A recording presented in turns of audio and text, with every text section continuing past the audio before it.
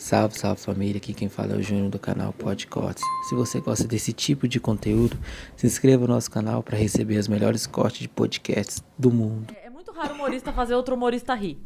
É muito raro, porque a gente assiste, não é julgando, ou com muita inveja de queria ter pensado nessa piada primeiro, total.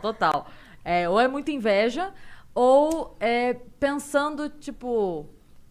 Como que ele fez isso? A gente conhece meio que como o raciocínio acontece na nossa mente, sabe? Então você fica pensando assim, caralho.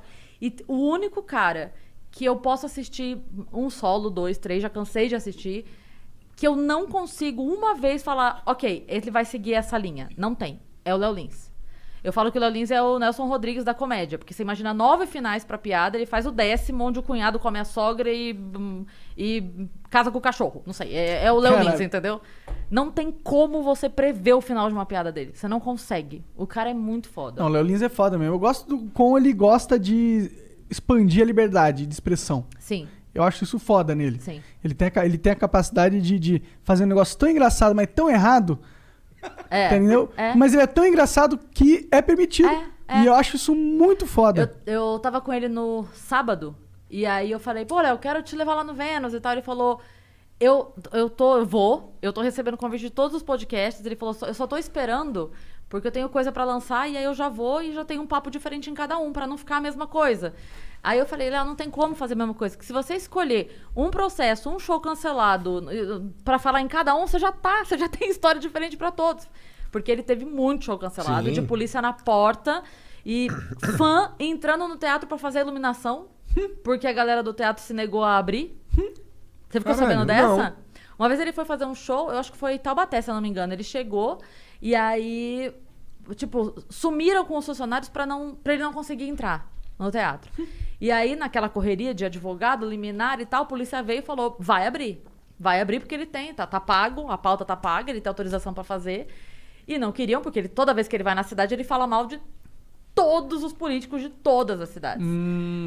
Então era uma maneira de fazer ele calar a boca. E aí, a polícia mandou abrir, aí com a autorização da ordem judicial, vai abrir, abriu. Só que daí quem é que opera? Porque aí tem som, tem luz, tem bilheteria, tem não sei o quê. Cara, os fãs tomaram frente. Um foi lá e falou, eu fico aqui fazendo a luz, o outro foi não sei o quê. A galera na bilheteria, recolhendo os ingressos. Caralho, que... Fizeram acontecer, entendeu? Os fãs... Que foda, isso é uma história muito foda. Né? Tipo, a esperança na humanidade foi reconstituída. Não, mas ele tem várias histórias dessa. Qualquer hora ele para... Ele já fez show que tava marcado, foi pro meio da praça fazer o show, porque não abriram. Num outro lugar, o cara deu a pizzaria. Mas depois que já tá marcado, cara... Porque o que ele faz? Ele faz um vídeo com informações que passam pra ele da cidade. O que os caras não entendem, os prefeitos não entendem, enfim, não devem entender muita coisa, né? Mas o que eles não entendem especificamente... especificamente neste caso, o que não entendem é que, assim, não saiu da cabeça dele aquelas críticas. Quando o Léo vai fazer show, por exemplo, em Sorocaba, eu vou falar de Sorocaba porque eu sou de lá e eu sei. Ele posta, galera, tô indo pra Sorocaba... O que tem aí na cidade que vocês querem que eu fale? Pô, aí eu vou falar, cara, Sorocabana não dá seta. Sorocabana, não sei o quê. A gente tem um shopping que é um puxadinho, que foi sendo construído aos poucos, é uma construção horrorosa, que vive caindo quando chove. A gente tem um... Aí você conta as coisas da tua cidade. Você tem a marginal lá que sempre alaga quando chove, já tentaram reformar 3 vezes, blá, blá, blá. Aí o Léo pega essas informações que a galera da cidade mandou e faz uma música, uma poesia, sei lá. Aí ele faz a poesia, posta... E a galera da cidade se mata de rir. Só que aí, numa dessa, entendeu? Aí eu mando, falo, pô, Sorocaba, tem uma briga eterna aqui, porque fizeram um terminal de ônibus que é modelo. E aí, só que o prefeito da época disse que foi ele que fez, o secretário do transporte disse que não, que foi ideia dele, o cara que tava no não sei o quê. E aí tem essa guerra, blá, blá, blá. Beleza. Como é que o Léo sabe disso? Porque alguém da cidade contou. E aí eles zoam com isso. O prefeito que acha que o terminal é dele, o outro que acha que não sei o que é dele, bababá. O que é inteligente, porque... O que é inteligente pra caralho. Porque ele pega... Nessa história toda aí, o que me chama mais atenção e pra um lado ruim é como o político tá tentando controlar o discurso até no cara que tá contando piada. Mas é o que mais se tenta, né? Porque a comédia, ela faz pensar. Se você parar pra pensar, toda essa pressão em cima da comédia... É porque é uma frase do Chico Anísio, ele fala, o humor é quem denuncia. O humor é quem joga luz. O humor é tudo até engraçado. O Chico falava. Então, é isso, é porque a comédia denuncia. A hora que eu faço uma piada com a ponte que caiu, o que tem por trás disso é, ok, quem desviou o dinheiro da ponte? Quem era pra tá fiscalizando a ponte e não tava? Quem foi a empresa que fez a ponte? Isso vira material da piada. E também é informativo. E aí o cara, a pessoa lembra, né? A pessoa lembra que tem aquele problema pra criticar, pra ir atrás, pra investigar, pra, enfim, dói. É um lugar de dor na pessoa, mas que tem que acontecer. Eu sempre cito o Chris Rock no Oscar. Vocês lembram disso? Quando Não. o Chris Rock foi apresentar. Ele foi entregar um dos prêmios lá no Oscar. Tipo, entrou com um negocinho. Eu não vejo o Oscar, olha a minha cara. E aí... não, tem muitos anos. E aí ele entrou, e aí quando ele foi fazer uma piada, alguma coisa assim, aí entrou umas meia dúzia de crianças, assim. E aí, eu acho que os filhos dele estavam juntos e tal, mas tinha umas crianças orientais, aí ele virou e falou... ele falou, esqueci a ficha, cadê a ficha? Aí as crianças entraram pra entregar a ficha pra ele. Aí ele falou, elas pararam de fazer tênis e vieram me trazer a ficha rapidinho. Beleza. Aí o Twitter, no Chris Rock, por quê? Piada com trabalho infantil, piada com não sei o quê, sabe? Porque é China, porque os caralho é quatro. Xenofobia. Aí eu falei, gente, olha só. Aí eu fui no Twitter. Falei, ele não é um palestrante pra dar uma palestra sobre trabalho infantil.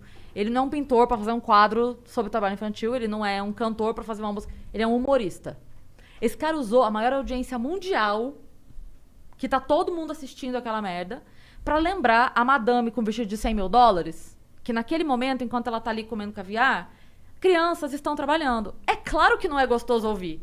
É óbvio que não. Mas se eu fosse uma criança lá na puta que pariu, escondida trabalhando, eu ia querer que alguém usasse a maior audiência do mundo pra lembrar essas pessoas que eu existo. Como? Bom, aí é como ela consegue fazer.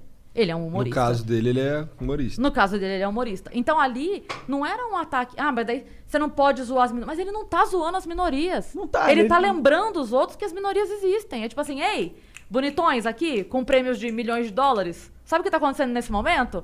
Crianças estão parando de fazer tênis pra trazer a minha ficha aqui, pra dar o prêmio pra vocês. Isso dói. É claro que dói, mas tem que fazer. Tu já passou por situações assim, de nego encher teu saco por causa de piada?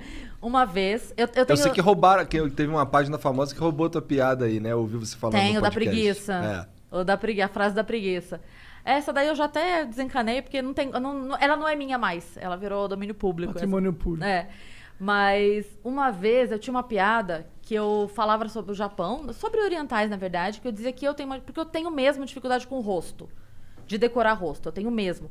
E aí eu começava a piada falando assim, eu tenho uma dúvida, que é o seguinte, como será que deve ser, porque o Japão é um país super desenvolvido, primeiríssimo mundo, mas como será que eles devem fazer para resolver o problema do retrato falado no Japão? Porque eu não ia saber, tipo, rouba uma mulher no Japão, ela fala, socorro, foi assaltada. Pois não, como ele é? Olho puxado. Igual você. É igual o delegado, é igual o seu marido, é igual o cara da padaria, é igual absolutamente todo mundo.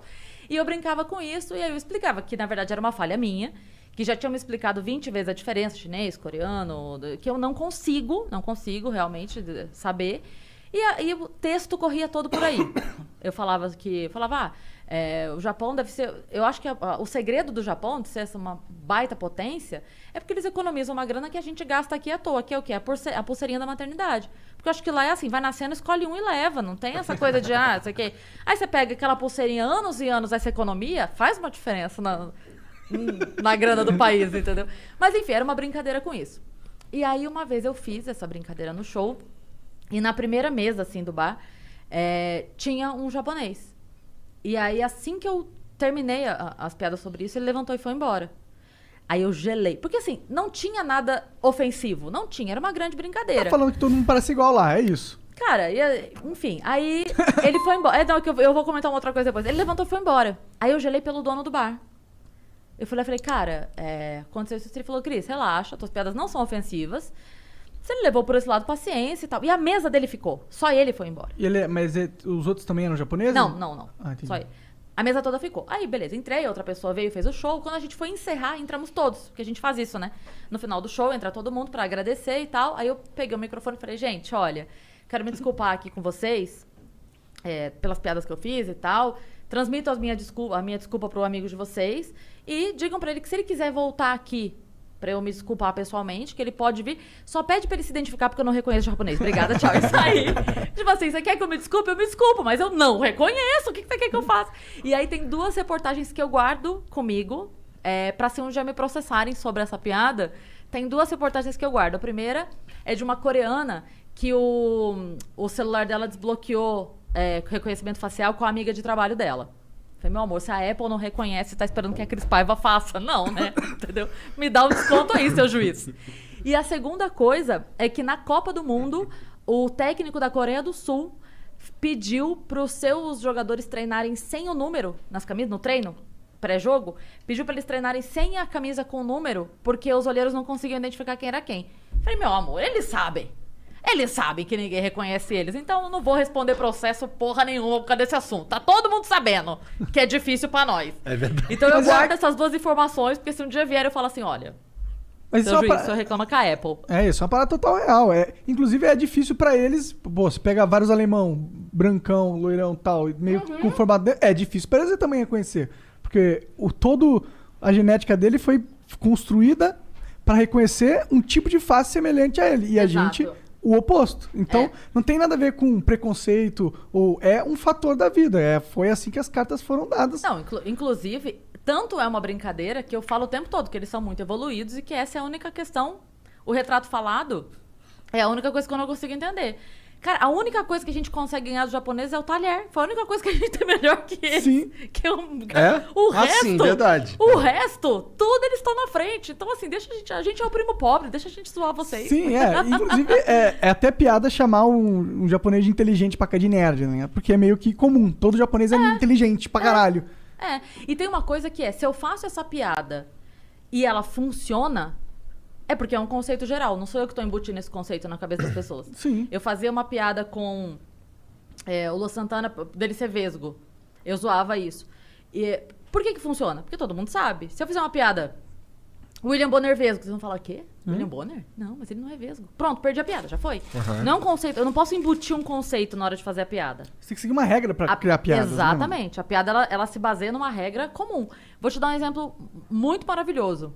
O CQC e o Pânico, eles eram rivais na TV, né? Um era da Band e outro tava na Record. Eu acho que tava na Rede TV. Rede TV, é isso.